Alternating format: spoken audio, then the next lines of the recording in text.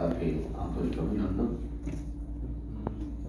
আমি এটি কবিতা পড়ব। সরার জয় জয়কার চলছে, কবিতাতে আসি। জুলাই অভ্যুত্থানের উপরে আমার একটি কবিতার বই রেডি হচ্ছে। যার প্রথম কবিতা হচ্ছে শহীদ আবু সাইদকে নিয়ে, আর শেষ কবিতা হলো ফ্যাসিস্টের পলায়ন, শেখ হাসিনার পালিয়ে যাওয়া নিয়ে। ফ্যাসিস্টের পলায়ন। কোন এক সকালে ভেঙে পড়ে ছায়া, সাদা গাড়ির জানালায় ধুলোর রেখা, বাতাসে জেগে ওঠে আতঙ্ক আর প্রতীক্ষা।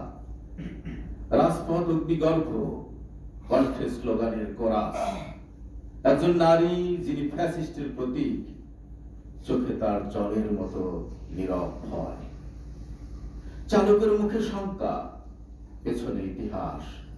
রক্তাক্ত দিনে কারা করেছিল তাকে প্রতারণা। নীরবে পালিয়ে যাওয়া মানে শুধু গন্তব্য নয়, এক লজ্জার হেয়ালি, রাষ্ট্রের কলঙ্ক। পেছনে ফেলে আসা মানুষের চোখে সব প্রশ্ন।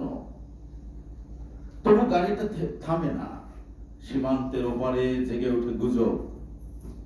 কে তাকে তাড়ালো, কে তাকে বাঁচালো?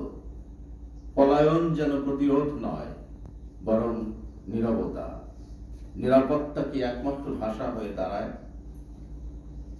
আজ ফিরে তাকালে আমরা দেখি একটি কালো সকাল, একটি নাম, একটি সিদ্ধান্ত। কেউ বলে কৌশল, কেউ বলে কেবল ভয়।